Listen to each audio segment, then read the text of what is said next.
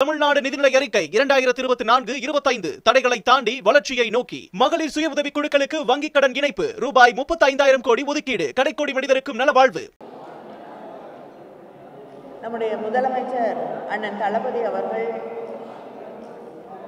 இந்த தேர்தல் அறிக்கை குழுவை ஒருங்கிணைத்து அந்த தேர்தல் அறிக்கை குழு தமிழ்நாட்டில் பல்வேறு பகுதிகளில் இருக்கக்கூடிய மக்களை சென்று சந்தித்து அவர்களிடம் நேரடியாக அவர்களுக்கு இருக்கக்கூடிய கருத்துக்கள், கோரிக்கைகள் இவற்றை வாங்கி அந்த கருத்துக்களை எல்லாம் படித்து பார்த்து புரிந்து கொண்டு ஒரு தேர்தல் அறிக்கையை மக்களுடைய தேர்தல் அறிக்கையாக தயாரிக்க வேண்டும் என்று எங்களுக்கெல்லாம் கட்டளையிட்டிருக்கிறார்கள்.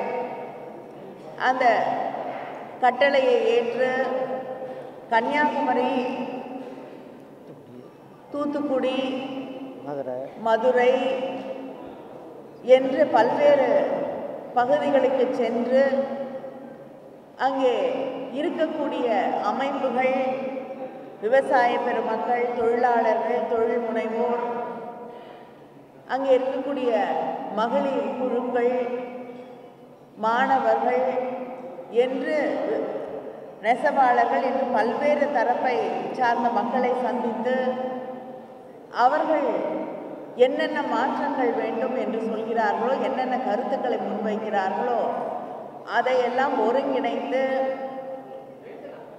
கழகத் தலைவர் அவர்களுடைய ஒப்புதலை பெற்று அந்த தேர்தல் அறிக்கையை தயாரிக்க இருக்கிறோம்.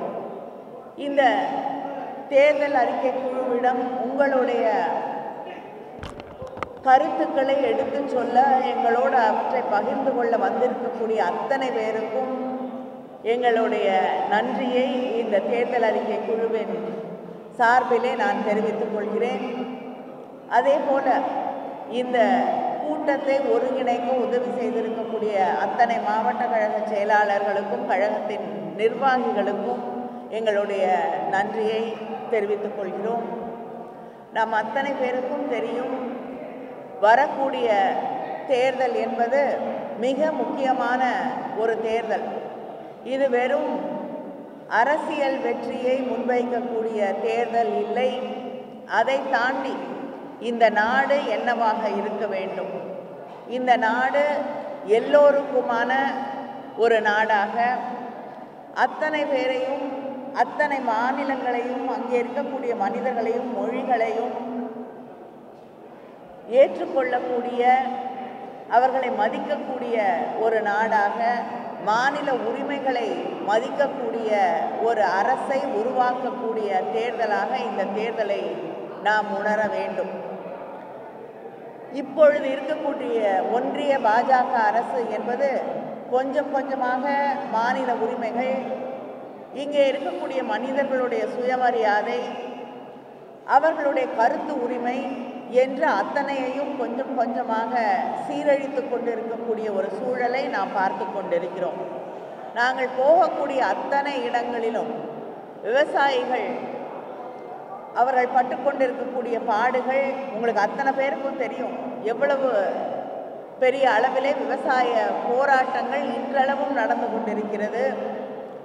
அதை தாண்டி ஊடகங்கள் எப்படி அச்சுறுத்தப்படுகின்றன என்பதையெல்லாம் உணர்ந்தவர்கள் நீங்கள். அதே போல ஜிஎஸ்டி என்ற குழப்பங்கள் மிகுந்த அந்த வரியை கொண்டு வந்து அவர்கள் இங்கே தொழில் செய்து கொண்டிருக்கக்கூடிய வணிகர்கள், சிறு குறு தொழில் முனைவோர், இவர்களையெல்லாம் முடக்கக்கூடிய, அவங்களால தொழிலே செய்ய முடியாத ஒரு நிலையை உருவாக்கி கொண்டிருக்கிறார்கள்.